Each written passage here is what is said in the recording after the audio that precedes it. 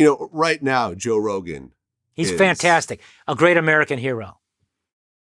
Okay. And I think that you're very qualified to answer this question. As a white man who said things like, I'm blacker than Barack Obama, when you've seen the news come out with Joe Rogan, using the N-word, multiple times when quoting things and describing things and so forth, as well as comparing black people to Planet of the Apes. And there's another comment about, saying that the black brain is different than the white brain and so forth. How would you, really characterize those statements, and how do you feel about them? They're rotten statements. They're terrible statements. They hurt to hear. And I know he's expressed his regrets and his apologies for saying those things. I know that he's actually said that when he hears himself say those things or heard himself say those things all those years ago in a different time, that he winces and it hurts him to hear it. He should have never said it then. You should never say anything like that. That Planet of the Apes joke was terrible, very bad. And I think people have a right to be angry at him for that and not listen to him. They should have the freedom to not listen to him. But he should have the freedom to continue to make his views heard. That's the other side of the coin. We don't have to, we should be free to not like what some people say.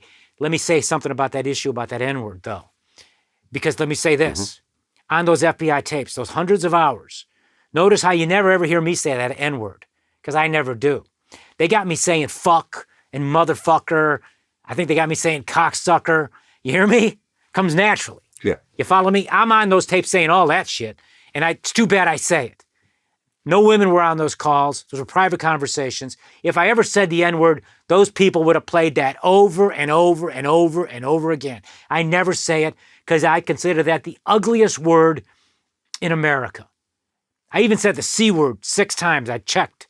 I regret saying that. I have daughters. I shouldn't have said that. I said it about someone who's a fake and I was going to make her a senator if I got a good deal for the people.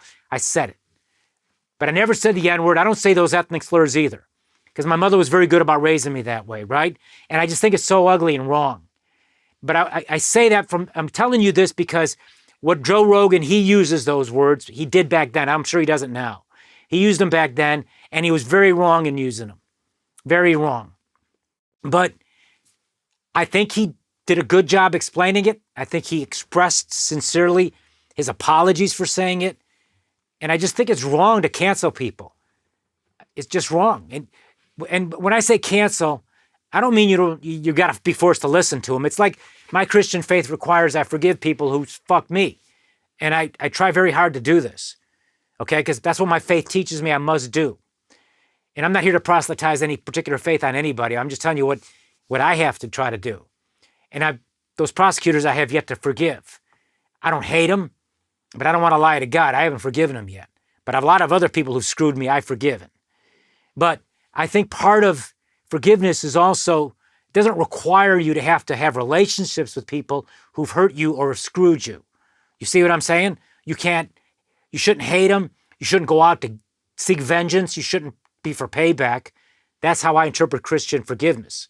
On the other hand, it doesn't require me to have to be with people who have hurt me. You follow my thinking here, Vlad? Yeah. So what I'd say about Joe Rogan is to anybody who was offended by what he said, and that's a lot of people, including me, I was offended by that too. He said a long, long time ago, no one says you got to listen to the guy. Turn him off. But I think it gets bad is where you go out and have a concerted campaign to destroy somebody. See, that I think is beyond what we should do as a loving people. Because I do think, and I think common sense tells us this, we're just hating each other too much. I came home to a world that hates each other more. Americans hating each other more than they did when I left on the 15th of March, 2012. And that can't be good. And white people and black people should be loving each other, not hating each other. And I think bringing this stuff up, and I think the motivation is more sinister than just trying to correct somebody who made a mistake. I think the motivation is more about further dividing us. And I think that's what was behind this hit job on Joe Rogan, was part of that, further dividing people along the lines of race. And the people that get hurt most on this division are black people. We have crime that's crazy in Chicago, murder out of the record numbers of murders, record numbers of carjackings, smash and grab robberies, gangbangers 11 years old carjacking vehicles, and 75% of the victims of these crimes, of the murders, are black people. And these crazy Democrats want to defund the police and abolish the police. Some of the energy in the Democrat Party is all about that. And I just think that's just ridiculous. And the point I'm trying to make is they want to keep dividing us. We should try to bring people together. Bad cops should go to prison.